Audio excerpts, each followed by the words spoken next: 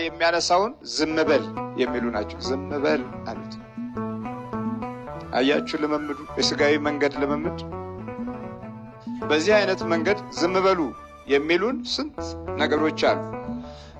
ጸሎት ጠበቅ አድርገን እንዳንጸልይ ዝም በል የሚል ወይ ኑሮ አለን፣ ወይ ቤተሰብ አለን፣ ወይ እናት አባት አለን፣ ወይ ዘመድ አለን ዝም በሉ የሚል፣ ወይ ጠባይ አለን በእግዚአብሔር ጉዳይ ላይ ዝም በሉ የሚል ህይወት አለን።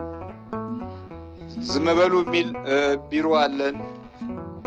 ዝም በሉ የእግዚአብሔር ጉዳይን ዝም በሉ የሚል ስልጣን አለን፣ ማዕረግ አለን፣ ቤትና ኢኮኖሚ አለን። ግን የሚገርመው በስተፊት የሚሄዱ ናቸው። እነዚህ ሰዎች በጣም ብዙ ጊዜ ከሱ ጋር አሳልፈዋል። ድውይ ሲፈወስ ያዩ ናቸው። ቸርነትና ሰማያዊ ተስፋ ሲገለጥ ያዩ ናቸው። ግን እዚህ ጋር ላለው ምስኪን መንገድ ላይ ለወደቀው አይነ ስውር ዝም እንዲል ገሰጹት። አትጩህ እንሂድበት አሉ። እግዚአብሔር አይቁም አሉ። ኢየሱስ ክርስቶስ አይቁም፣ አታድክመው፣ ዝም በል አሉት። ምን ያርግ? የኢያሪኮ መንገድ የአይነ ስውር መቀመጫ መንገድ ናት። ሁል ጊዜ ደጅ የሚጠናው ከመንገዱ በሚገኝ የዕለት በረከት ነው። ከዛም በላይ ደግሞ ወቅቱ እጅግ በጣም ብዙ ሰው ከሌላው ዘመን ጊዜ የተለየ በዛች መንገድ ከሚያቀውና ከሚያልፈው ሕዝብ በላይ ሲያልፍ ሲያይ ሲሰማ ምንድነው እሱ የሚያልፈው ሕዝብ ባለ። የሚያልፍ ሕዝብ አይደለም፣ የሚቆም ሕዝብ ነው የሚያስፈልገው። ቆም ብሎ ረጋ ብሎ የሚያደምጥ ሕዝብ ነው የሚያስፈልግ።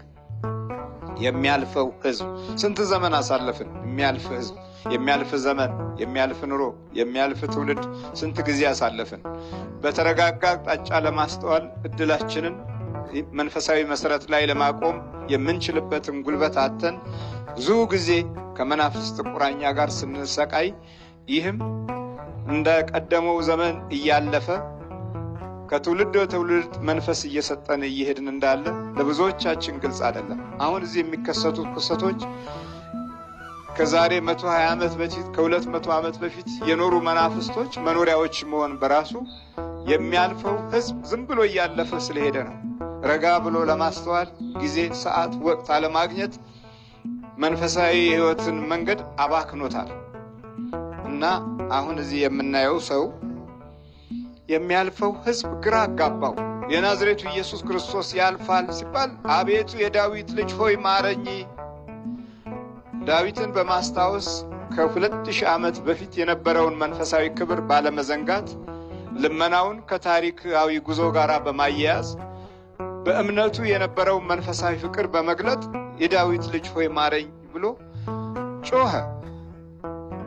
ብዙዎቹ ታዲያ ዝም በል አሉት። እስቲ ይህንን ዝም በል ቀስ ብለን ወደ ኑሯችን ውስጥ እንግባ።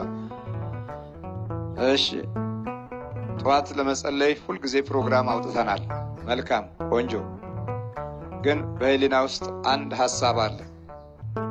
ጸሎትህን ከ11 ሰዓት በኋላ አድርሰህ ልክ በ1 ሰዓት እና በ12 ተኩል አካባቢ ወደ ሥራ ለመውጣት ፕሮግራም ነበረ።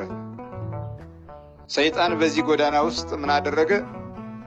በጣም ኃይለኛ እንቅልፍና የልብ ድካም፣ የሰውነት መዛል አስቀመጠና የጸሎቱ ሰዓትና ጊዜ ያለፈ። በሕይወት ጎዳና ውስጥ የአሰራር ስልቱን እንዲህ በማለት ፈጸመ። ዝም ብለህ ተኛ።